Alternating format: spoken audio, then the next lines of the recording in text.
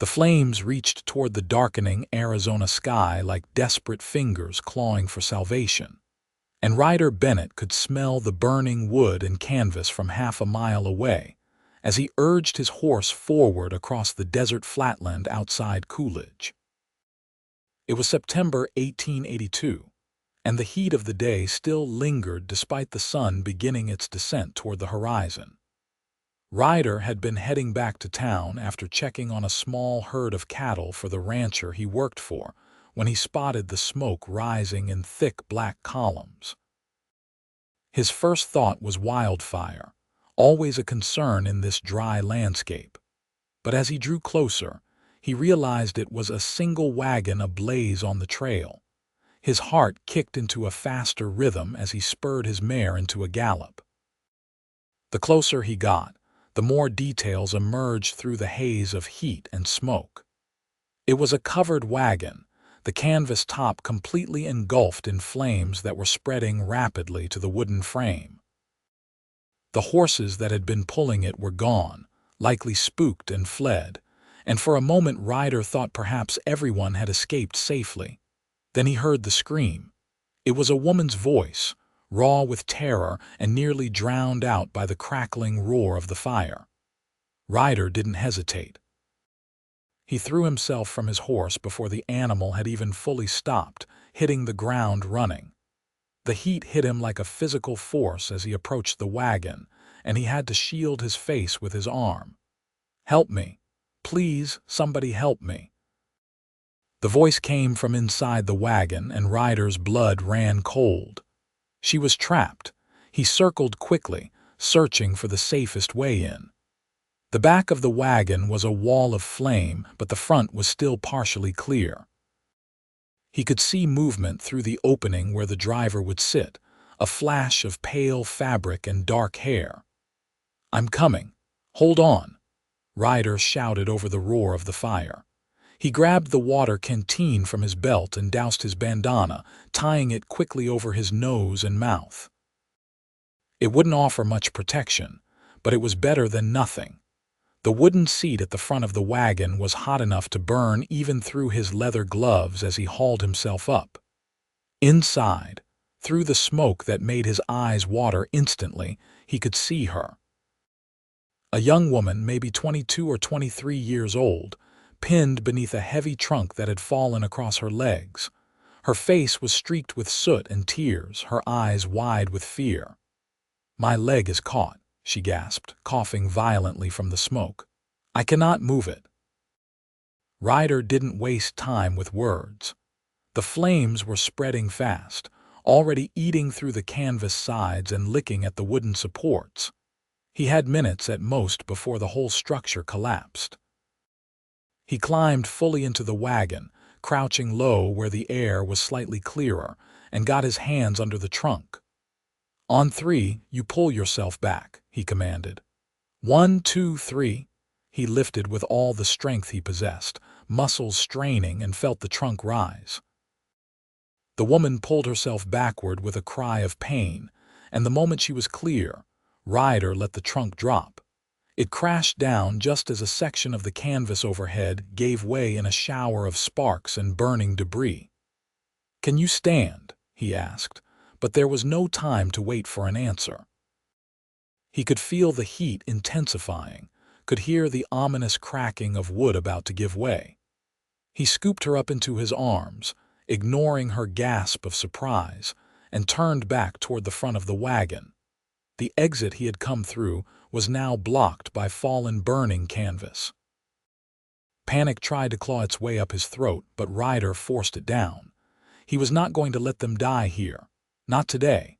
Not this woman who felt surprisingly light in his arms despite her layers of skirts and petticoats. "Hold tight to me and cover your face," he ordered. She obeyed immediately, burying her face against his chest and wrapping her arms around his neck. Ryder took 3 steps back, then ran forward and threw himself through the side of the wagon where the canvas had already burned away. They crashed through in a tumble of fabric and sparks. Ryder twisted his body as they fell, taking the impact of the ground on his shoulder and back to protect her. They hit the hard desert earth and rolled, separating. Ryder forced himself to his feet immediately, grabbed her hand, and pulled her up and away from the wagon. They had barely made it 20 feet when the entire structure collapsed with a groan and explosion of sparks. The flames roared higher for a moment, consuming what was left, before beginning to die down as they ran out of fuel. Ryder and the woman stood there, both breathing hard, watching the wagon burn. She was trembling, he realized, and still gripping his hand like it was the only solid thing in the world. He looked down at her properly for the first time. She was beautiful, even covered in soot and dust, with her dark hair falling loose from what had probably been a neat arrangement earlier. Her eyes were an unusual shade of gray-green, like sage after rain, and they were fixed on the burning wagon with an expression of shock and loss. "You are safe now," Ryder said, his voice rough from the smoke. "You are safe." She turned those remarkable eyes to him, and something shifted in his chest, like a piece falling into place that he hadn't known was missing. She opened her mouth to speak, but instead she started coughing again, deep and painful. "Easy now," he said, guiding her to sit down on the ground. He retrieved his canteen from where it had fallen and offered it to her. "Slow sips." She drank gratefully, then wiped her mouth with the back of her hand, leaving a streak of clean skin through the soot. "My trunk," she said, her voice hoarse. "Everything I owned was in that trunk. My clothes, my mother's jewelry, the money I had saved." "You are alive," Ryder pointed out. "Everything else can be replaced." "Can it?" she laughed, but there was no humor in it, only a slightly hysterical edge. "I have nothing now, nothing." "You have your life," Ryder said firmly. "That counts for more than any trunk." She looked at him again, really looked at him this time, and he saw the moment awareness came into her eyes. "You saved me. You ran into a burning wagon and you saved me." "Could not very well leave you there," he said, feeling unaccountably awkward under her gaze. "Most men would not have risked it." She coughed again, then took another sip of water.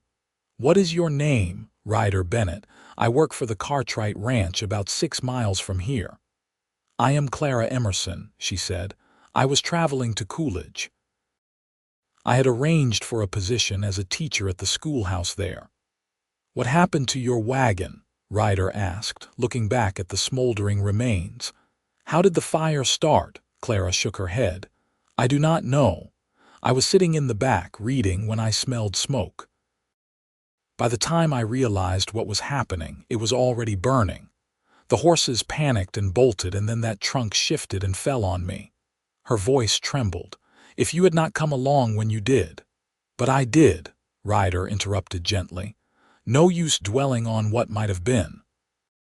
She nodded, but he could see she was still shaking. Shock, probably, combined with the aftermath of fear. The sun was getting lower now, and the temperature would drop quickly once it set fully. "We need to get you to town," Ryder said. "Can you ride?" Clara looked uncertain. "I have ridden before, but not often, and my leg." She gestured to where the trunk had pinned her.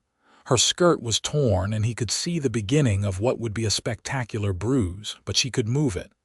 "Nothing broken, I think," Ryder assessed, "but it will hurt like the devil tomorrow."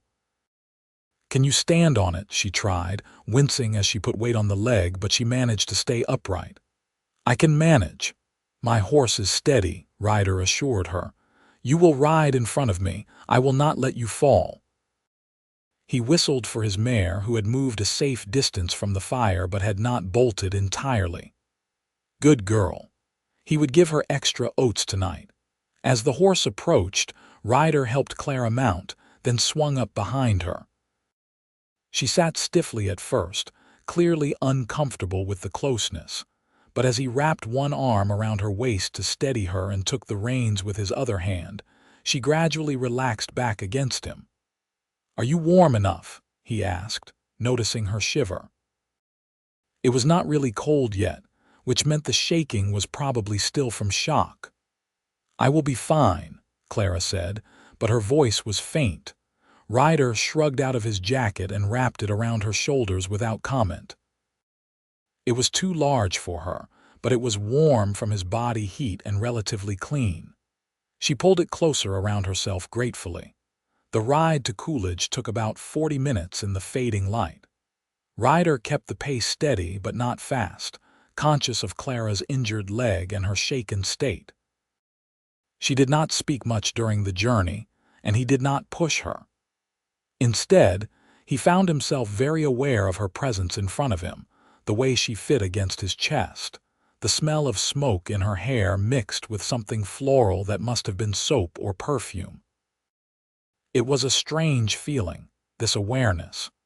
Ryder had known plenty of women in his 26 years, had even courted a few, but none of them had ever made him feel quite like this, like he was holding something precious. Like the world had shifted slightly on its axis and everything looked different now. He told himself it was just the circumstances. Anyone would feel protective of someone they had just saved from a fire. It did not mean anything. But even as he thought it, part of him knew he was lying to himself. Coolidge came into view as the sun touched the horizon, painting the desert in shades of orange and gold. It was not a large town, maybe 300 people, but it had a main street with a general store, a saloon, a hotel, a church, and various other establishments that served the ranches and farms in the area. Ryder guided his horse directly to the hotel, a 2-story building with a painted sign that read Coolidge Hotel in fading letters. He dismounted first, then helped Clara down, keeping his hands on her waist, until he was sure she was steady on her feet. "Thank you," she said softly, looking up at him. In the golden light of sunset, with his jacket wrapped around her and her hair falling loose around her shoulders, she looked like something out of a dream. Ryder cleared his throat. "Let me help you inside. You need rest and a hot meal." The hotel owner, a stout woman named Mrs. Patterson, took one look at Clara's soot-covered dress and Ryder's singed shirt and immediately went into action. Within minutes, Clara was being ushered upstairs to a room with Mrs. Patterson, calling for hot water for a bath and promising to bring up a tray of food.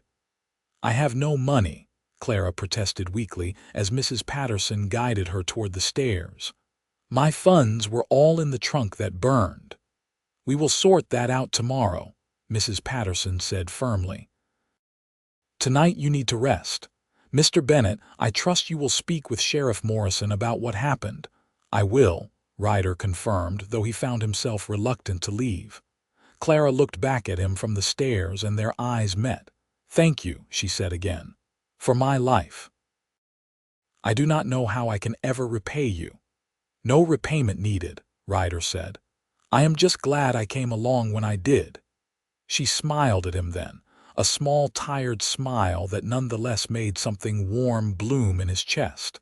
Then Mrs. Patterson was urging her up the stairs and she was gone. Ryder stood in the hotel lobby for a long moment, staring at the empty staircase. He could still feel the ghost of her weight in his arms, could still smell the smoke and flowers of her hair. He touched his chest absently, over his heart, which was beating faster than the situation warranted. "Something wrong, Mr. Bennett?" Mrs. Patterson had returned and was watching him with a knowing look in her eyes. "No," Ryder said quickly. "Nothing wrong. I should speak with the sheriff." He found Sheriff Morrison in his office, a small building next to the jail.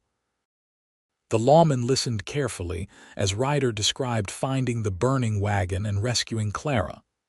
"You say the horses had already bolted?" Morrison asked, making notes. "Gone when I arrived," Ryder confirmed. "Miss Emerson said she did not know how the fire started." "She was inside reading when she smelled smoke," Morrison frowned. "Odd for a fire to start like that out of nowhere. You think someone might have set it deliberately." The thought had not occurred to Ryder, and he did not like it now that it had. Why would anyone do that? "Could be robbery," Morrison suggested. Set the fire to force the travelers out, then rob them while they are distracted. Or maybe someone just did not like the idea of a woman traveling alone. He shook his head. I will ask around, see if anyone saw anything unusual on that road today. In the meantime, you did a good thing, Bennett. A brave thing. Ryder shifted uncomfortably. He had never been good with praise. Anyone would have done the same. That is not true, and you know it, Morrison said. Most men would have thought twice about running into a burning wagon. You gave that young woman her life back. As Ryder left the sheriff's office and retrieved his horse, he thought about those words. He had given Clara her life back. But somehow, in doing so, it felt like something in his own life had changed too. Like he had been walking along a certain path, and suddenly found himself on a completely different one. He should go home. He had a small cabin on the Cartwright property, and he needed to clean up and check on the cattle he was responsible for. But instead, he found himself riding back to the hotel. He told himself it was just to make sure Clara was settled, that she had everything she needed. Mrs. Patterson was behind the front desk when he entered. She looked up with that same knowing expression. She is resting. I took her up some stew and bread, and she ate a little before falling asleep. Poor thing is exhausted. That is good, Ryder said. She needs rest. She does, Mrs. Patterson agreed. She will need a lot of things, actually. Clothes, shoes, all the necessities. Everything she owned burned up in that wagon, from what I understand. Yes, Ryder said, feeling a surge of anger at the injustice of it. Clara had been coming here to start a new life, to take up an honest position, and now she had nothing. The town will help, Mrs. Patterson said, as if reading his thoughts. We take care of our own here in Coolidge, and Miss Emerson is meant to be our new teacher. We will make sure she is taken care of. How much for her room? Ryder asked suddenly. For tonight and tomorrow night, Mrs. Patterson named a price, and Ryder counted out the coins without hesitation. It would take a chunk out of his savings, but he could not stand the thought of Clara worrying about where she would sleep on top of everything else she had lost. That is generous of you, Mrs. Patterson said, her eyes soft. It is nothing, Ryder said, though they both knew it was not nothing. Will you tell her in the morning? Tell her she does not need to worry about the room. I will tell her, Mrs. Patterson promised, though I suspect she will want to thank you herself. Ryder nodded and turned to leave, but Mrs. Patterson's voice stopped him. Mr. Bennett, you should know she asked about you before she fell asleep, wanted to make sure you had not been hurt in the fire. Something warm unfurled in Ryder's chest at that. Clara had been worried about him. Even after everything she had been through, she had thought to ask if he was all right. I am fine, he said. Tell her that too when she wakes. He rode back to the ranch under the stars, his mind full of gray-green eyes and a small, tired smile. When he finally fell into his own bed, exhausted from the day, his sleep was filled with dreams of fire and a woman's face lit by flames, and of pulling her from danger over and over again. The next morning, Ryder woke with a sense of purpose that had been absent from his life for longer than he cared to admit. He did his morning chores with unusual speed, then rode into town earlier than necessary. He told himself it was because he needed to speak with the sheriff again, to see if Morrison had learned anything new about the fire. But he knew the truth. He wanted to see Clara. Needed to see her, to make sure she really was all right, that she had not been hurt worse than he thought. That last night had not been some kind of dream. He found her in the general store, standing in front of a selection of ready-made dresses with Mrs. Patterson and another woman he recognized as Mrs. Hewitt, the preacher's wife. Clara was wearing a simple brown dress that was clearly borrowed and too large for her. Her hair was pinned up neatly, and though she was still pale, she looked much better than she had the night before. She saw him the moment he entered, and her whole face lit up. "Mr. Bennett, Miss Emerson," he said, touching the brim of his hat. "I am glad to see you looking better." "Thanks to you," she said, moving toward him. She was limping slightly, he noticed, favoring the leg that had been caught.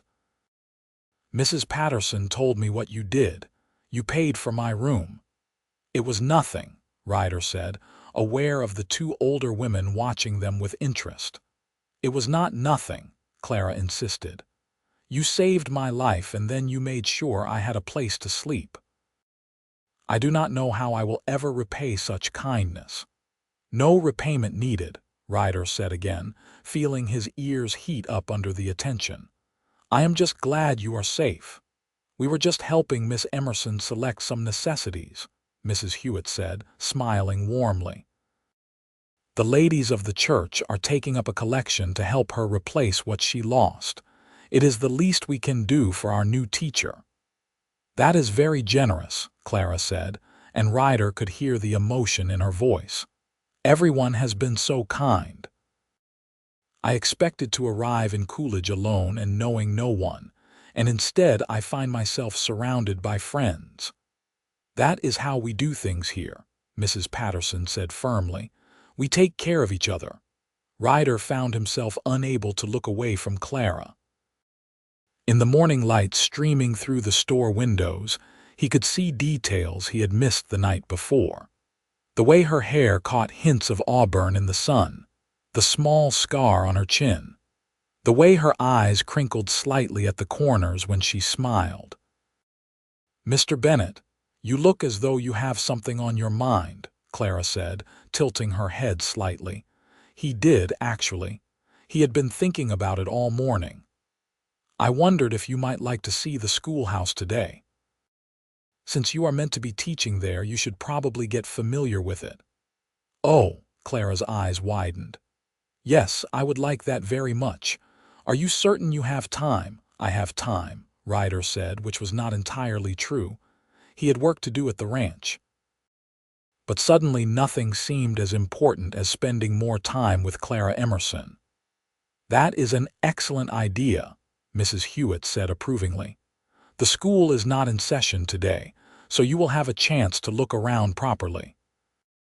And Mr. Bennett, perhaps you could show Miss Emerson around the town as well. Help her get her bearings." "I would be happy to," Ryder said, meaning it more than he had meant anything in a long time.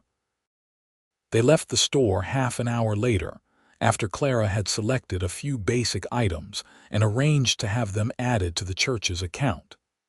As they walked down the main street side by side, Ryder was acutely aware of her presence beside him, of the way people watched them pass with knowing smiles.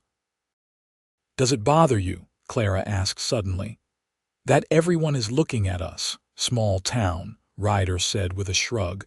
"People talk, and you did have a rather dramatic arrival." "That is one way to put it," Clara said with a small laugh. "I think I would have preferred something less dramatic. Perhaps just stepping off a stagecoach like a normal person." "Where were you traveling from?" Ryder asked, "if you do not mind my asking." "St. Louis," Clara said.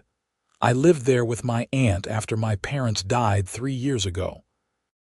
I was teaching at a small private school, but I wanted something different, something that felt more like mine, if that makes sense.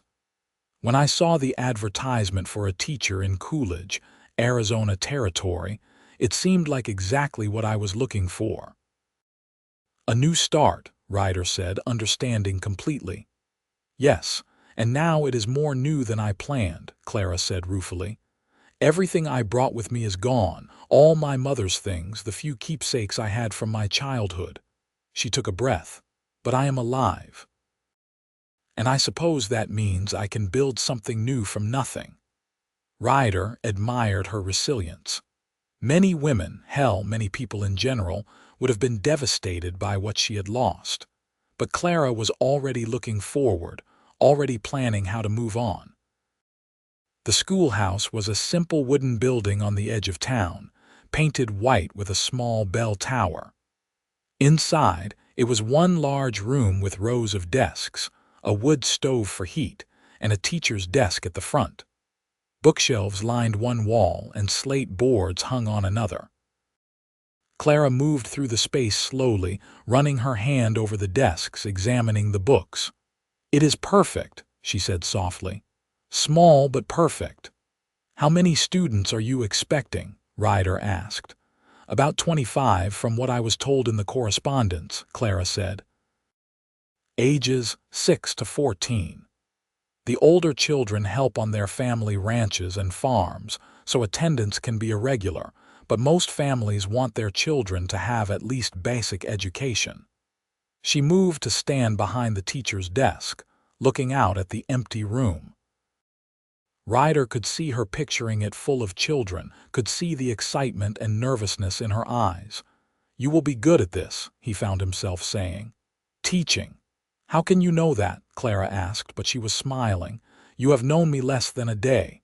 "I just know," Ryder said. And somehow he did.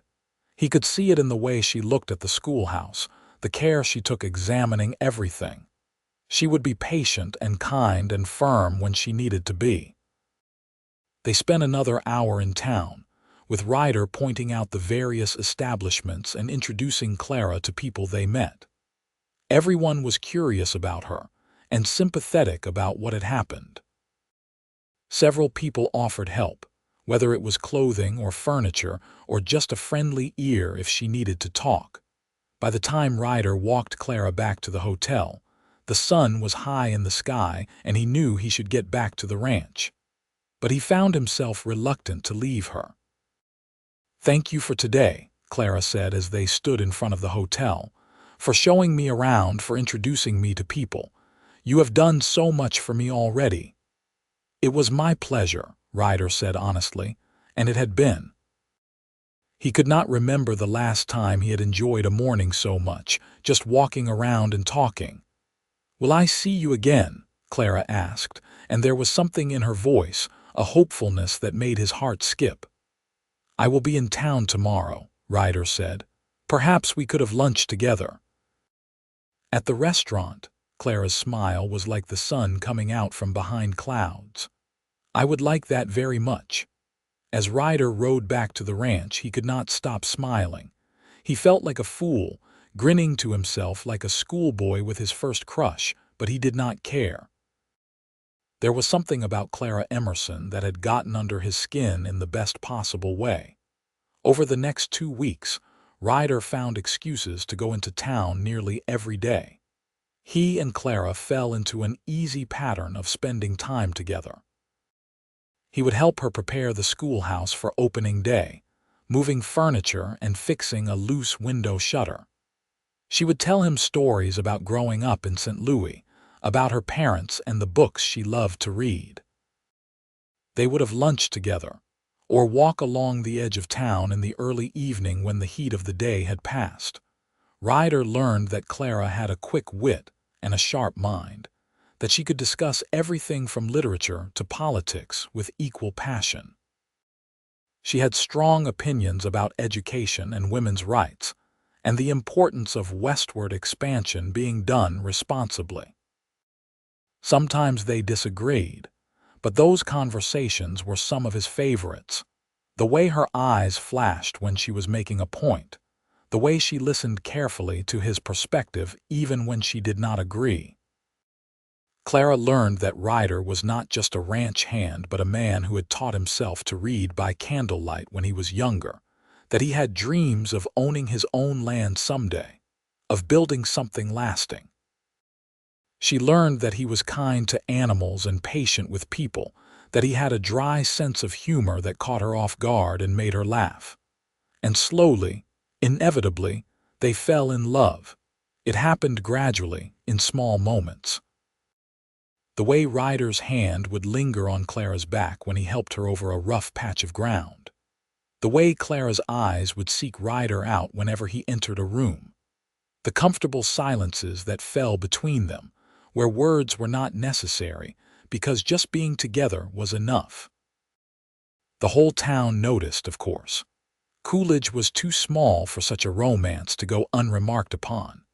People smiled when they saw Ryder and Clara together, and the older ladies made knowing comments about wedding bells. But neither Ryder nor Clara seemed to mind the attention. 3 weeks after the fire, Ryder finally worked up the courage to say what had been building in his chest since the moment he pulled Clara from that burning wagon. They were walking along the creek that ran south of town, the same creek that gave Coolidge its water supply. The sun was setting, painting the sky in shades of pink and orange, and Clara had been talking about her first week of teaching, which had gone well despite her nervousness. "The children are wonderful," she was saying, "eager to learn, even the ones who were clearly told they had to attend. And the parents have been so supportive. Mrs. Hewitt's son brought me a basket of apples yesterday, and little Susan Martinez drew me a picture." "You are happy then," Ryder said. "Here in Coolidge." "I am," Clara said, looking up at him. "Happier than I have been in a long time, perhaps ever." She paused, then added more softly, "A large part of that is because of you." Ryder's heart was pounding so hard he was sure she must be able to hear it. "Clara, I need to tell you something." She stopped walking and turned to face him fully, her expression serious. "What is it?" He took a breath. He had never been good with words, had always been a man of action rather than speech, but this was important. This was everything. "When I pulled you from that wagon," he began, "I thought I was just saving a stranger, doing what any decent person would do. But from the moment I looked at you, really looked at you, something changed in me." He reached for her hand, and she gave it to him without hesitation. "These past weeks, getting to know you, spending time with you, have been the best of my life. You are smart and strong and beautiful, and you make me want to be a better man." "Ryder," Clara whispered, her eyes shining with unshed tears. "I am not a wealthy man," he continued. "I have saved some money, but not much. I live in a small cabin and work for another man's ranch. But I am a hard worker and I am honest, and I would spend every day for the rest of my life trying to make you happy if you would let me." Clara's free hand came up to cover her mouth, and Ryder realized she was crying. But she was smiling too, which he hoped was a good sign. "What are you saying?" she asked, though he thought she knew. "I am saying that I love you, Clara Emerson," Ryder said, and it felt like jumping off a cliff, exhilarating and terrifying all at once. "I fell in love with you that first night, and every moment since has only made me more certain. I know it is fast. I know we have only known each other a few weeks, but when something is right, you just know." "Yes," Clara said, laughing and crying at the same time. "Yes, you do know, because I love you too, Ryder Bennett. I think I started loving you when you told me I had my life, and that was what mattered. When you gave me your jacket without asking. When you smiled at me in the hotel lobby like I was the only person in the world." Ryder felt like his heart might burst from his chest. "So what I am asking is, will you marry me? Will you be my wife?" "Yes," Clara said immediately. "Yes, absolutely yes." And then she was in his arms and he was kissing her, and nothing else existed except the two of them and the desert sunset and the absolute certainty that this was meant to be. When they finally broke apart, both breathless and grinning, Ryder touched his forehead to hers. "I do not have a ring yet," he said, "but I will get you one, the best one I can afford." "I do not need a ring," Clara said. "I just need you." But Ryder was determined. The next day, he went to the general store and looked at the small selection of rings they had available. They were simple bands, nothing fancy, but there was one with a small garnet set in silver that caught his eye. It reminded him of the fire, of how they had met, but it was beautiful too, red as a sunset. "That one," he told the shopkeeper, Mr. Morrison, who happened to be the sheriff's brother. "I will take that one." Word of their engagement spread through Coolidge like wildfire, which Ryder supposed was appropriate given how they had met. Everyone was delighted, and suddenly there were offers of help for a wedding, offers of furniture and household items for when they set up a home together. "We should marry soon," Clara said one evening as they sat on the porch of the hotel, watching the stars come out. She was wearing the garnet ring now, and she kept looking at it like she could not quite believe it was real. "I do not want a long engagement. Is that all right?" "That is more than all right," Ryder assured her. "How soon?" "A month," Clara suggested. "That will give me time to get through the first months of school and establish a routine with the children, and it will give us time to figure out where we will live." The living situation was something Ryder had been thinking about. His cabin on the Cartwright Ranch was small, just one room really, and it belonged to the ranch. It was not a proper home for a married couple. "I spoke with Mr. Cartwright yesterday," Ryder said. "Told him about our engagement. He has offered to sell me a parcel of land on the edge of his property, about 10 acres, at a good price. He said I have been a loyal worker and he would like to see me stay in the area." Clara sat up straighter, excitement in her eyes. "Our own land, truly." "It would take most of my savings for the down payment," Ryder admitted. "And we would need to build a house on it, which will take time and more money. But it would be ours. We could build exactly what we want, start our own small herd, maybe grow some crops." "Yes," Clara said immediately. "Oh yes, Ryder. That sounds wonderful." They spent hours that night planning their future, dreaming out loud about the house they would build, about the life they would create together. Clara talked about maybe having a vegetable garden, about chickens for eggs. Ryder talked about building a barn, about starting with just a few cattle and growing the herd slowly. "How many children do you want?" Clara asked suddenly, and Ryder felt his cheeks heat. "I have not thought about it much," he admitted. 2 or 3, maybe. What about you?" "I would like several," Clara said softly. "I was an only child and I always wished for siblings. I want our children to have each other." "Several it is then," Ryder said, pulling her close and kissing her temple. "We will have a house full of children and noise and love." The next month passed in a blur of activity.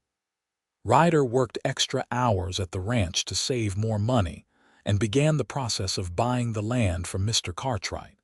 He and some of the other ranch hands started clearing the site where the house would go and began gathering materials for building. Clara threw herself into teaching with even more enthusiasm, determined to prove to the town that they had made the right choice in hiring her. Her students adored her, and she often came home with stories about funny things they had said or done. She also began working with some of the older girls on starting a small lending library in the schoolhouse, using books donated by families around town. The wedding was set for October 20, 1882, at the church in Coolidge. The whole town was invited, and it seemed like everyone planned to attend. Mrs. Hewitt took charge of organizing the reception, which would be held in the church hall. Mrs. Patterson worked with several other ladies to make sure Clara had a proper wedding dress, altering one that had belonged to the previous teacher and adding lace and details to make it special. The night before the wedding, as was tradition, Ryder and Clara spent apart. Ryder stayed at his cabin on the ranch while Clara remained at the hotel. Ryder found himself unable to sleep, too excited and nervous about the next day. He kept thinking about how much his life had changed in just 2 months. If someone had told him in August that by October he would be married and starting his own homestead, he would have laughed at them. He had been content enough with his life as a ranch hand, with no particular plans beyond saving money and maybe moving on to another ranch eventually. But then he had seen that smoke rising into the sky. Then he had pulled Clara from the burning wagon, and everything had changed. He thought about her often in the fire, trapped and terrified, and felt a cold chill even now. What if he had ridden a different path that day? What if he had been just a few minutes later? She would have died, and he would never have known her, never have fallen in love with her, never have had this chance at happiness. It felt like fate, like they were meant to find each other exactly how they did. Like every choice he had made in his life had led him to that moment on the road outside Coolidge. The wedding day dawned clear and beautiful, with a bright blue sky and temperatures that were warm but not unbearable. Ryder dressed in his best clothes, a new white shirt he had bought special for the occasion and his cleanest trousers. Several of the ranch hands accompanied him into town, joking and teasing him about his last day as a free man. "You are lucky, Bennett," said Tom Williams, one of the older hands. "Miss Emerson is a fine woman, beautiful and smart. You treat her right." "I plan to," Ryder said seriously, "for the rest of my life." The church was already filling with people when Ryder arrived. It seemed like everyone in Coolidge had turned out for the wedding, plus people from surrounding ranches. Ryder took his place at the front of the church next to Reverend Hewitt, his heart pounding with anticipation. And then Clara appeared at the back of the church, and Ryder forgot how to breathe. She was wearing a white dress with lace at the collar and cuffs, her dark hair pinned up with small flowers woven through it. She was smiling, her eyes fixed on Ryder, and she looked so beautiful it almost hurt to look at her. Mrs. Patterson walked Clara down the aisle since Clara had no family in Coolidge to do the honor. But the way Clara walked, head high and smile radiant, made it clear she did not feel the lack. She was surrounded by friends, by a community that had embraced her. When she reached Ryder, he took her hand and squeezed it gently. "You look beautiful," he whispered. "So do you," she whispered back, her eyes sparkling with happy tears. The ceremony itself passed in a blur for Ryder. He heard himself repeating the vows, heard Clara's clear voice promising to love and honor him, but mostly he was just lost in her eyes, in the reality that this amazing woman had agreed to spend her life with him. "I now pronounce you man and wife," Reverend Hewitt said with a broad smile. "Mr. Bennett, you may kiss your bride." And Ryder did, pulling Clara close and kissing her thoroughly while the entire church erupted in applause and cheers. When they finally broke apart, both laughing, they turned to face their community as husband and wife. The reception in the church hall was loud and joyful, with food and music and dancing. Ryder, who had never been much of a dancer, found himself pulled onto the floor by Clara, who laughed at his clumsy attempts to keep rhythm. "You are terrible at this," she said, but she was smiling.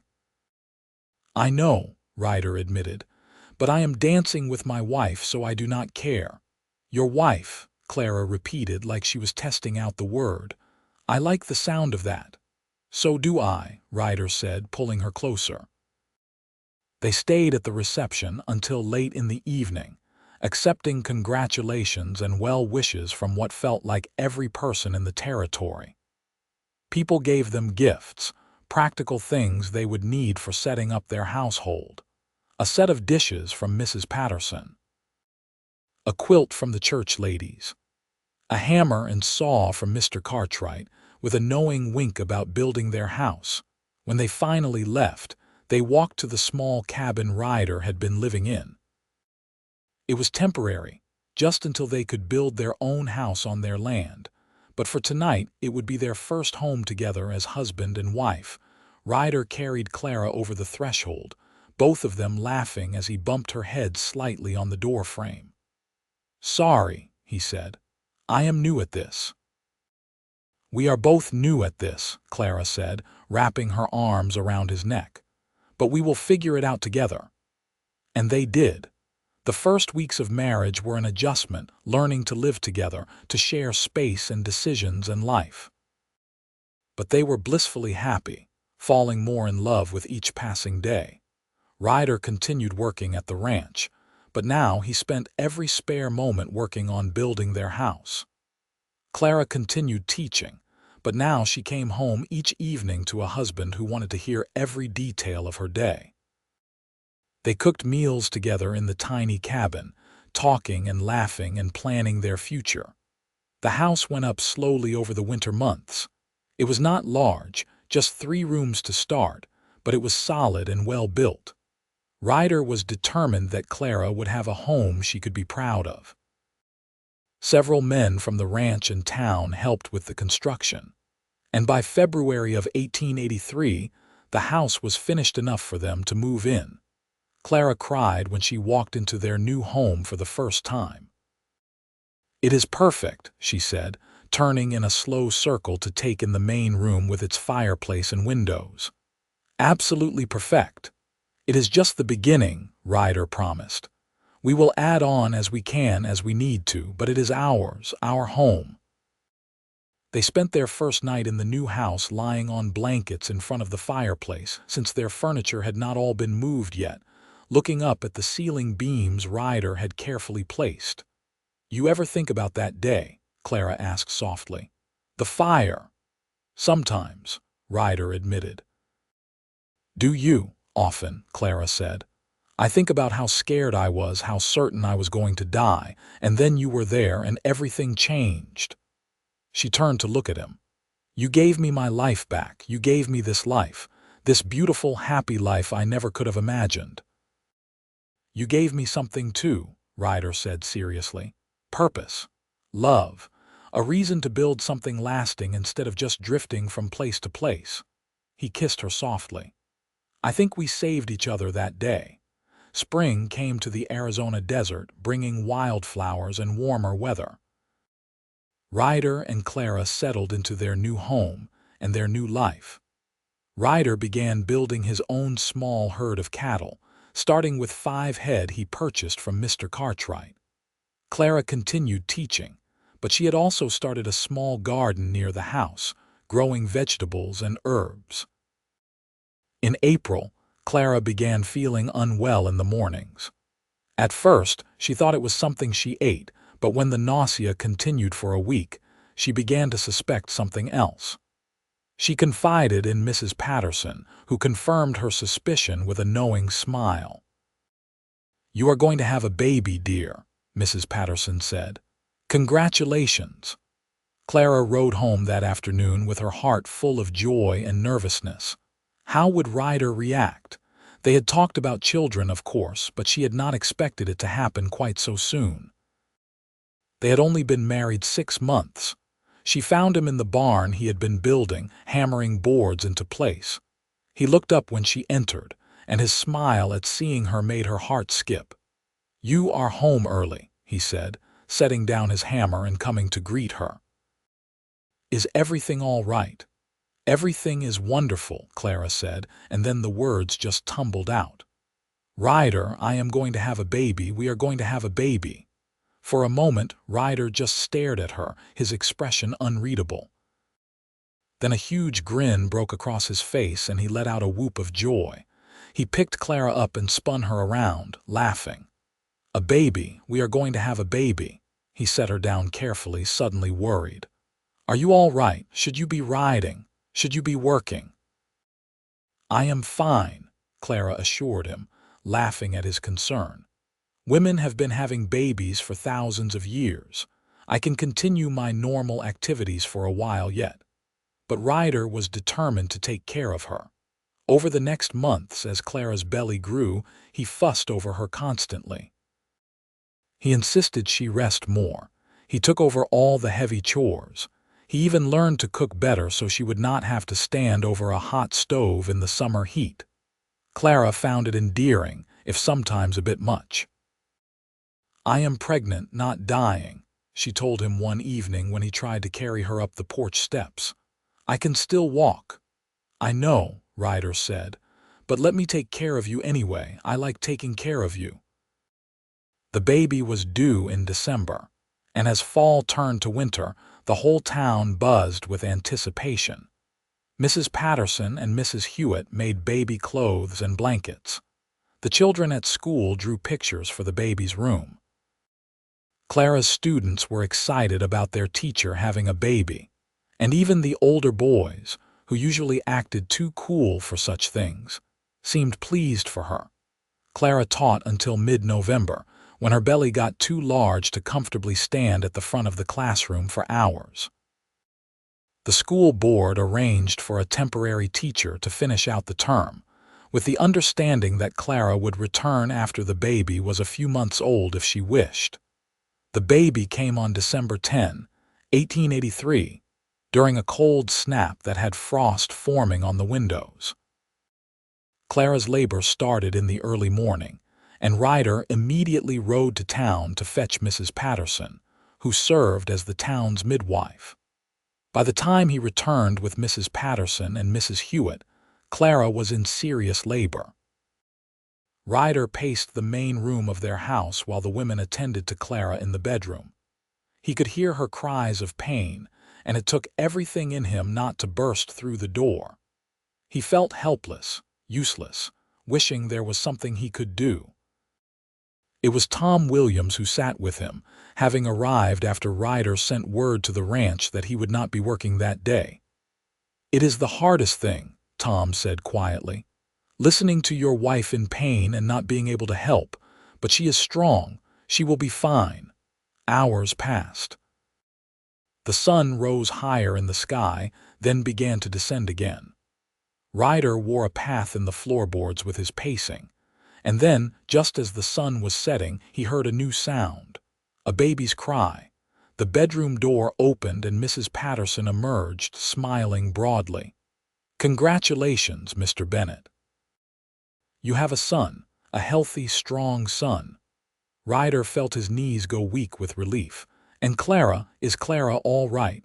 "She is tired, but she is fine," Mrs. Patterson assured him. "Go on in and meet your son." Ryder walked into the bedroom on shaking legs. Clara was propped up in bed, looking exhausted but radiant, holding a small bundle wrapped in blankets. She looked up when he entered, and her smile was the most beautiful thing he had ever seen. "Come meet your son," she said softly. Ryder approached the bed carefully, as if sudden movements might shatter this perfect moment. He looked down at the baby in Clara's arms and felt his heart expand in a way he had not known was possible. The baby was tiny, with a shock of dark hair and a scrunched-up red face. He was perfect. "Can I hold him?" Ryder asked, his voice rough with emotion. Clara carefully transferred the baby into his arms, and Ryder looked down at his son with wonder. This tiny person, this new life, was his and Clara's. They had created him together, and now they would raise him together. "What should we name him?" Clara asked. They had discussed names over the past months but had not settled on anything definite. Now, looking at his son, Ryder thought of his own father, a good man who had died when Ryder was young. "What about Robert?" he suggested. "After my father." "Robert Bennett," Clara said, testing it out. "I like it." "Robert James Bennett. Perfect," Ryder agreed. James had been Clara's father's name. "Hello, Robert. Welcome to the world, son." The first months with a baby were harder than either Ryder or Clara had anticipated. Robert was a good baby generally, but he cried at night and needed feeding every few hours. Clara was exhausted, and Ryder did everything he could to help, but there were limits to what he could do when the baby needed his mother. But despite the exhaustion, they were happy. Watching their son grow and change each day was endlessly fascinating. The first time Robert smiled at them, Clara cried with joy. The first time he reached out and grabbed Ryder's finger, Ryder felt that same overwhelming love he had felt the day Robert was born. Spring came again, and with it, new life on their small homestead. The cattle Ryder had purchased had a calf, increasing their herd.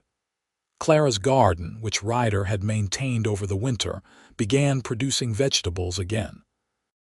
And Robert grew stronger and more alert, his dark eyes watching everything with interest. Clara decided not to return to teaching that year. She missed the school and her students, but she could not bear the thought of leaving Robert for hours each day. The school board hired a new permanent teacher, a young man from back east, and Clara made peace with the change. "I can always go back to teaching later," she told Ryder. "But Robert will only be a baby once. I do not want to miss it." "We can manage on my wages," Ryder assured her. "And as the herd grows, we will have more income from selling cattle." They were not wealthy by any means, but they had enough. They had their home, their land, their growing herd. They had each other and their son. They had a community of friends who supported them. It was more than enough. Robert's first birthday in December 1884 was celebrated with a party at their home. Half the town seemed to show up, bringing gifts and food. Robert, bewildered by all the attention, mostly clung to Clara and watched everything with wide eyes. "He looks just like you, Mrs. Patterson told Ryder, watching Robert carefully examine a wooden horse one of the ranch hands had carved for him.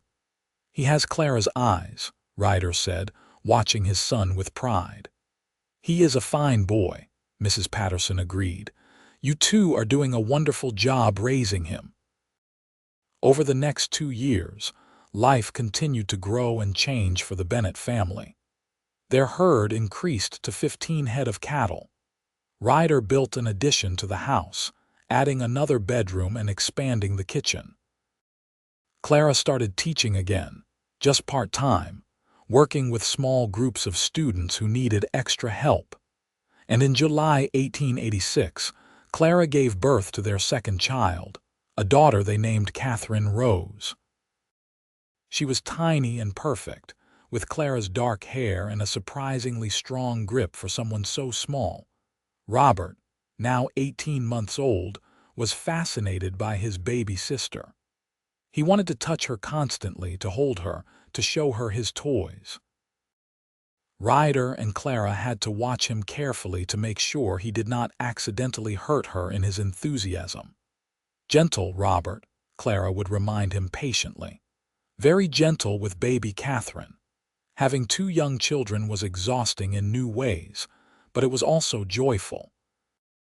Watching Robert and Catherine together, seeing their bond develop, filled Ryder and Clara with happiness. This was what they had dreamed about that night before their wedding, when they talked about having a house full of children. The years passed, each one bringing new challenges and new joys.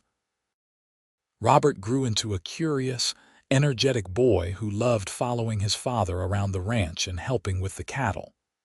Catherine grew into a sweet but strong-willed little girl who had both her parents wrapped around her finger. In 1889, Clara became pregnant again.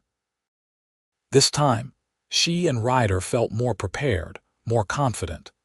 They knew what to expect now, knew how to manage with young children and a new baby. Their third child, another son they named Samuel David, was born in March 1890. He was the easiest of their babies, content to sleep and eat and observe the world around him with calm interest. "He is going to be the responsible one," Clara predicted, watching 6-month-old Samuel watching his older siblings play with intense focus. "Robert is the adventurer, Catherine is the determined one, and Samuel is going to be the steady, responsible one." "Time will tell," Ryder said, but he suspected Clara was right. She usually was about such things. As their children grew, so did their homestead. By 1892, they had 30 head of cattle and had purchased an additional 10 acres of land adjacent to their property. Ryder hired occasional help during busy times, but mostly he managed the ranch himself with Robert's increasingly capable help. Clara had returned to teaching full-time once Samuel started school. She loved being back in the classroom, loved watching not just her own children but the children of the whole community learn and grow. Robert was one of her students now, which created some interesting dynamics, but mostly he was well-behaved and hard-working. Life was good. Not easy, but good. They worked hard, saved what they could, invested in their land and their herd. They went to church on Sundays and town gatherings when they happened. They celebrated holidays and birthdays. They faced challenges together, whether it was drought or cattle disease or one of the children being sick. And through it all, Ryder and Clara's love only deepened. They knew each other so well now, could communicate with just a look across a room. They knew each other's moods, each other's fears and hopes and dreams. They had built a life together that was exactly what they had envisioned that first night they planned their future. One evening in September 1892, almost exactly 10 years after Ryder had pulled Clara from the burning wagon, they sat on the porch of their home watching the sunset. The children were inside, Robert helping Samuel with his letters while Catherine practiced her sums. The sounds of their voices drifted out through the open windows, a familiar and comforting soundtrack. "You remember 10 years ago?" Clara asked, leaning against Ryder's shoulder. "The fire, I remember," Ryder said, putting his arm around her. "I remember thinking I was just saving a stranger. I had no idea I was saving the woman I would spend my life with." "Did you really know right away?" Clara asked. "That first night, did you really know you were going to fall in love with me?" Ryder thought about it carefully. "I do not know if I knew I was going to fall in love with you. But I knew something had changed. I knew you were important even then. I just did not understand how important yet." "I knew," Clara said softly. "The moment you lifted that trunk off my leg and told me I would be all right, I looked at you and I thought, this is someone I could trust with my life. This is someone I could love." "And do you?" Ryder asked, even though he knew the answer. "Love me more every day," Clara said, tilting her face up to kiss him. "You saved me from that fire, Ryder Bennett, but more than that, you gave me a life worth saving.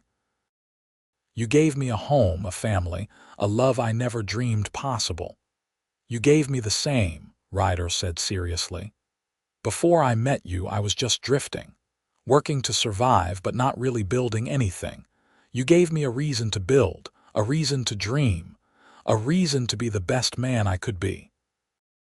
They sat in comfortable silence for a while, watching the sky turn from orange to pink to purple as the sun disappeared behind the distant mountains.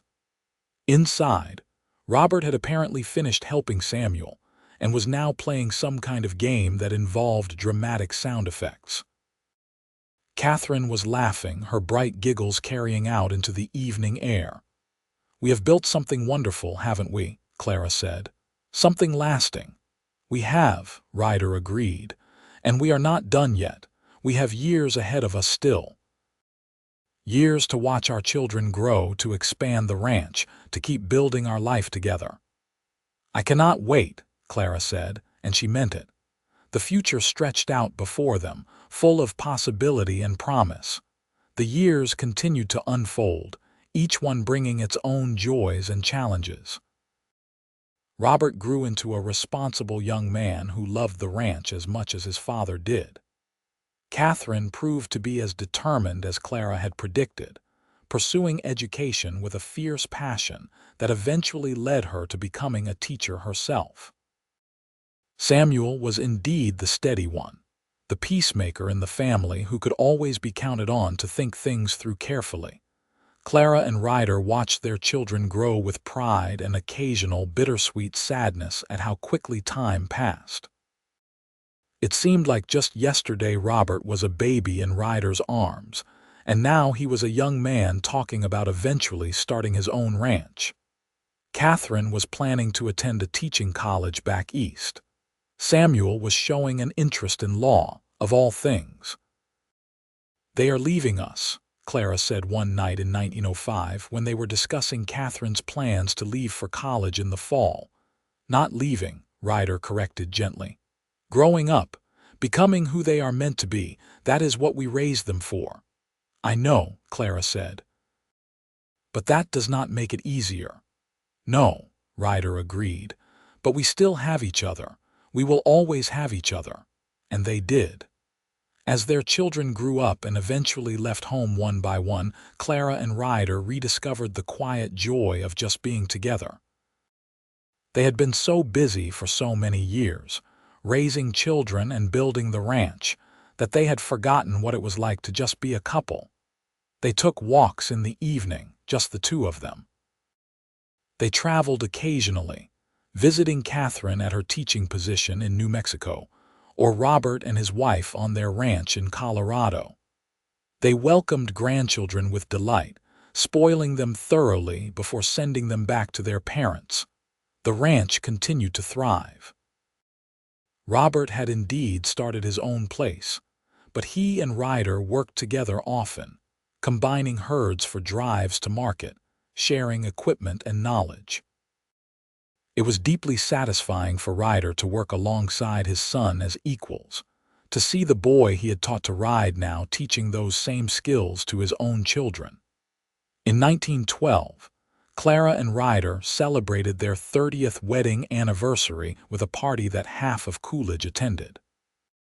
The town had grown significantly over the years, but it still maintained that sense of community that had welcomed Clara after the fire. 30 years, Clara marveled as they danced together at the party. They were both better dancers now than they had been at their wedding, having had 3 decades of practice at town gatherings and church socials. 30 of the best years of my life, Ryder said, and hopefully 30 more to come. At least 30 more, Clara agreed, smiling up at him. Her hair was gray now, and there were lines around her eyes, but to Ryder she was still as beautiful as she had been that first night in the hotel lobby. They did not get 30 more years in the end, but they got close. Clara passed away in 1938 at the age of 78 after a brief illness. Ryder held her hand as she slipped away, just as he had held it through their whole life together. "I love you," were her last words to him. "My rescuer, my love, my life." "I love you too," Ryder whispered back, tears streaming down his face. "Thank you for choosing me. Thank you for our life together." Clara smiled, squeezed his hand weakly and closed her eyes. And just like that, she was gone. Ryder lived another 3 years without her, surrounded by his children and grandchildren and even a few great-grandchildren. But everyone could see that part of him had gone with Clara. He still smiled, still enjoyed time with his family, but there was a sadness in his eyes that had not been there before. He spent a lot of time in those final years sitting on the porch of the house he had built for Clara, looking out at the land they had developed together. Sometimes, Robert's wife would see him talking softly to someone who was not there, and she knew he was speaking to Clara. "Tell us about how you met Mama again," Catherine would ask when she visited, bringing her own children with her. And Ryder would tell the story one more time, about the smoke rising into the sky, about the burning wagon, about pulling a terrified young woman from the flames and looking into her eyes for the first time. "I thought I was just saving a stranger," he would say, the same way he always did. "But I was saving my future wife. I was saving my whole life." Ryder Bennett died peacefully in his sleep on a warm September night in 1941, almost exactly 59 years after he had pulled Clara Emerson from that burning wagon. His children found him in the morning, lying in the bed he had shared with Clara for decades, a slight smile on his face. At his funeral, attended by what seemed like half of Arizona, Robert spoke about his father's legacy. "He was a good man," Robert said, his voice thick with emotion. "A hard worker, a devoted husband, a loving father. He built something lasting, not just this ranch, but a family, a community, a life full of love. And it all started with an act of courage on a desert road 59 years ago." They buried Ryder next to Clara in the small cemetery outside Coolidge, under a stone that read, "Ryder Bennett, 1856–1941, beloved husband, father, and grandfather." Reunited with his Clara, the ranch stayed in the family, passed down through Robert and his children. The house Ryder built was maintained lovingly, becoming something of a family landmark. And the story of how Ryder saved Clara from the burning wagon was told and retold to each new generation, becoming part of family lore.